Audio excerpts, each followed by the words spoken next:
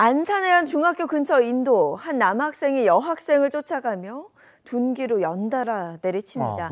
이 일로 등교 중이던 여중생이 크게 다쳤는데요.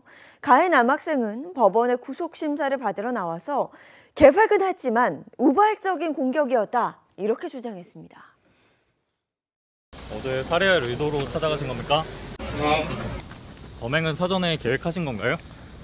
맞기는 한데 그 순간은 우발적이었습니다. 하는 행동도 말도 10대 고등학생이 했다고 믿기지가 않는데 어쩌다가 이런 일이 벌어졌을까요? 네, 지난해 8월이었습니다.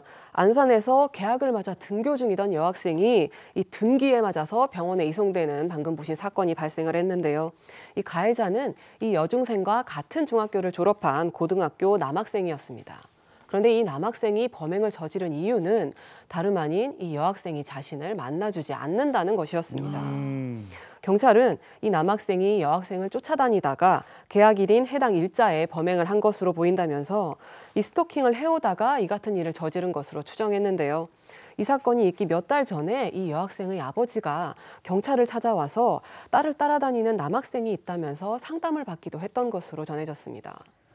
근데 이 범행 저지르기 전에도 이 남학생이 굉장히 위험한 행동을 했다는 건데 그건 어떤 내용이었습니까? 네, 사건이 발생하기 2달 전에 이 남학생이 학교의 상담교사에게 피해 여학생을 위협하고 자신도 죽어버리겠다라는 얘기를 했다고 하는데요.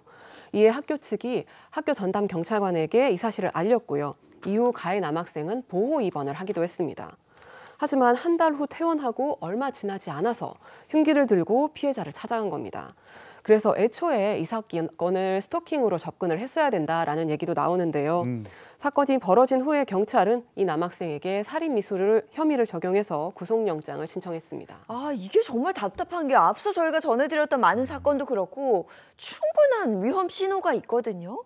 이거 충분히 사전에 막을 수 있지 않았을까, 이런 마음이 좀 드는데, 그런데 이 스토킹으로 재판을 받은 10대가 또 있었다고 합니다. 네, 이번에도 헤어지자고 했다는 이유로 전 여자친구를 스토킹한 경우인데요.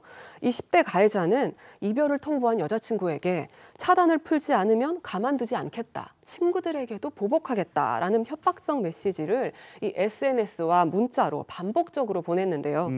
또 피해자를 직접 찾아가서 소화기와 소주병으로 자신이 머리를 내리치면서 피해자를 극심한 공포에 몰아넣기도 했다고 합니다. 결국 이 일로 징역 1년에 집행유예 2년을 선고받고 40시간의 스토킹 범죄 예방 강의 수강 명령도 받았습니다.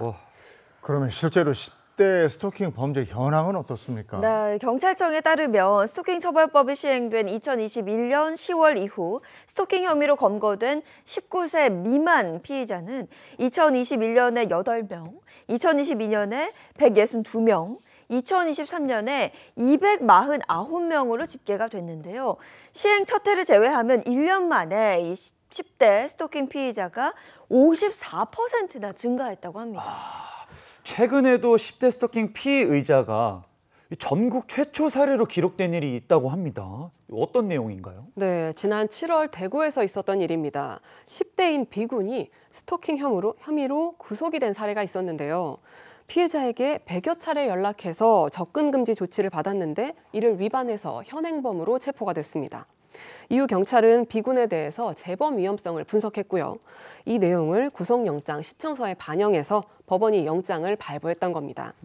이는 경찰이 이 스토킹 피의자에 대한 영장을 신청할 때 재범 위험성을 검토해서 그 결과지를 구속영장 신청서에 강조하자라고 한 이후에 첫 번째로 내려진 구속 사례입니다.